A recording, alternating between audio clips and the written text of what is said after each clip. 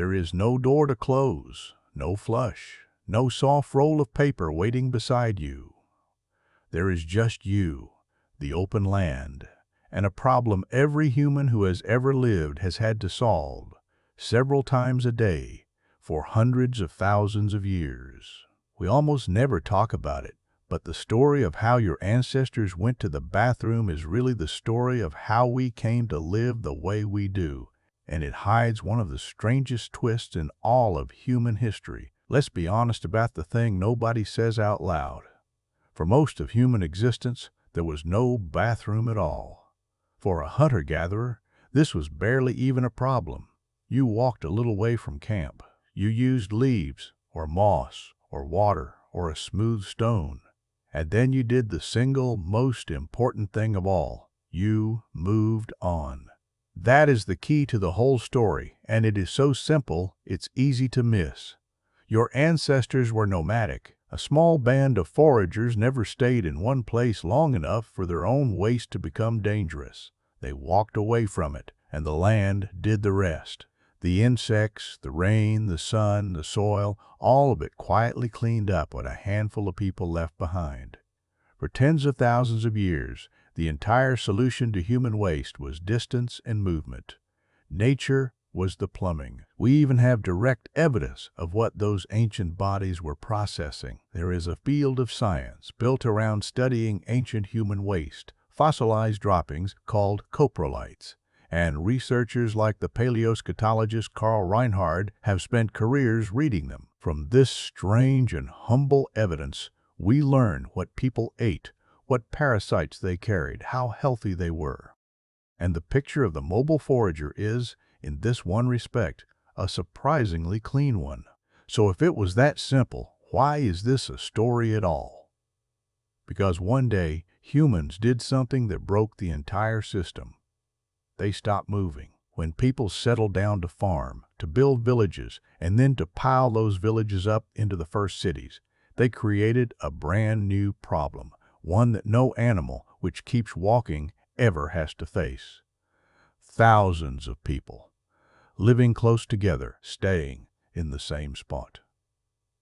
Year after year after year, and every single one of them, every day, producing waste that now had absolutely nowhere to go. This is where the story turns dark and where it turns fascinating, because the entire history of the bathroom from this point on is a long and desperate struggle to solve a problem we invented the very moment we decided to stand still. Some ancient people solved it brilliantly, far earlier than you'd think. In a Stone Age village in Scotland called Skara Brae, more than 5,000 years old, archaeologists found channels cut into the stone, leading from small recesses in the homes out and away from the houses. Drains, a kind of indoor toilet built before the Great Pyramid existed. Far to the east, the cities of the Indus Valley, places like Mohenjo-Daro, had homes with private toilets connected to covered brick sewers running beneath the streets thousands of years ago. Later, the Romans built the Cloaca Maxima, a sewer so vast it still drains parts of Rome today and lined their cities with public latrines. But here is the deeply uncomfortable truth. That knowledge kept getting lost. Empires fell, and their sewers crumbled and were forgotten. For long, long stretches of history, in crowded medieval towns and growing cities, the solution collapsed, back down to a bucket, a pot, a pit in the yard, or simply the gutter running down the middle of the street. People emptied chamber pots out of windows, waste ran where people walked, and it seeped down toward the very same water people drank. And that single fact, dirty water meeting drinking water, became one of the deadliest forces in the entire human story. Not war, not famine, not predators. The diseases that breed in human waste, the ones behind cholera and dysentery and typhoid, quietly killed more human beings across the centuries than almost anything else you could name. The price of the city, the price of staying still, was paid over and over in invisible death for thousands of years before anyone understood why. To grasp how heavy that price really was, look at what cities did over and over for thousands of years. They grew, they crowded, and then disease swept through them in waves carried by the water and emptied them out again. For most of history, the great cities of the world could not even keep their own numbers steady without a constant stream of newcomers from the countryside, because so many people died of the fevers and the fluxes that bred in fouled water. The denser and more permanent the settlement, the deadlier this quietly became. The very thing that made a city powerful, all those people packed tightly together, was also the thing slowly killing them. Now set that against the mobile band. When researchers study the parasites and illnesses of foraging peoples who keep moving, they find a real burden. Life out there was never easy, but they do not find the explosive, waterborne epidemics that defined city life for millennia. You cannot poison your own well if you never stay in one place long enough to dig one. The forager's poverty, owning almost nothing, building nothing permanent, simply walking away from yesterday's mess, turns out in this one brutal piece of arithmetic to be a kind of protection. Staying still was the real gamble, and for thousands of years the house usually won. So let's reconstruct the contrast and really sit in it. Picture a forager 15,000 years ago, walking a short way from a camp that will be gone within the week, leaving behind only what the open land can quietly absorb. Now picture a family 3,000 years later, packed into a stone town, emptying a pot into a street where their neighbor's waste already flows, then drawing the day's water from a well not far downhill. The forager, who owned almost nothing, was safer. The townsperson, with walls and a roof and permanence and possessions, was surrounded by an invisible enemy they had no way to see, name, or fight. And that is the twist almost nobody expects. We carry this deep assumption that as humans got more advanced, more settled, more civilized, daily life simply got cleaner and safer with each passing century. But for this most basic bodily need, the opposite was true for an astonishingly long time. The hunter-gatherer's open land was, in this one specific way, healthier than the early city. Progress did not make the bathroom problem go away. Progress is what invented it. In the crowded towns of the Middle Ages, the problem only grew worse. Castles had garderobes, simple stone seats built into the outer walls, so that waste dropped straight down the side or into the moat below, which is one good reason a moat was never somewhere you wanted to fall. In the cities, people kept a chamber pot under the bed and, far too often, emptied it from an upper window into the street, with a shouted warning if the people below were lucky.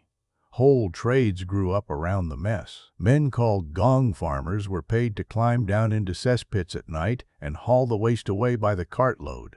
Dangerous and despised work that was nonetheless absolutely essential. That waste, called night soil, was sometimes carted out and spread on farmland, which quietly closed a deadly loop, carrying the contents of the city's bowels right back onto the city's food. And as the city swelled, the stench grew unbearable. In London, one summer, the river itself reeked so violently that the government nearly abandoned the city. The episode even earned a name, the Great Stink. People were certain the smell itself was the thing making them sick. They were wrong, but they were closer to the truth than they knew, because wherever the smell was worst, the real danger usually was too. For most of history, nobody even knew what the real danger was. People blamed bad smells, bad air, punishment from the heavens. They were looking in the wrong direction entirely. The breakthrough did not come until shockingly recently. In London in the 1850s, a doctor named John Snow traced a deadly cholera outbreak not to bad air, but to a single public water pump on Broad Street, a pump that was drawing water tainted by a leaking cesspit nearby. He had the handle of that pump removed, and the outbreak eased. It was one of the first times anyone proved that the danger wasn't the stink. It was the unseen thing in the water, passing from waste back to mouth. That single insight changed the world. Once people finally understood that invisible organisms in waste-fouled water were what made them sick, they built the great sewers and the clean water systems that keep the two forever apart. The clean, private, flushing bathroom you take completely for granted is one of the very youngest comforts you own. For all but the thinnest sliver of human history, it simply did not exist.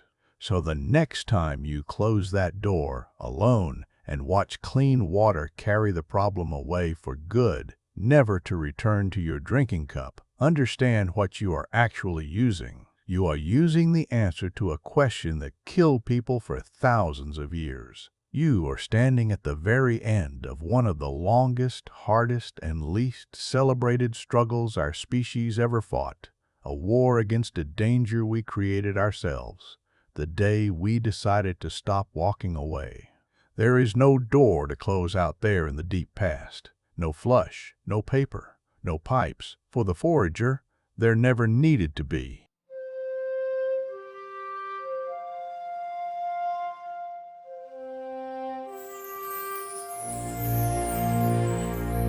And a problem every human who has ever lived has had to solve. Several times a day. We were the ones who stayed. We chose the walls, the roof, the city, the home that lasts. And from that single choice came a problem that took us 10,000 years to solve. We had been cleaning up after that decision ever since.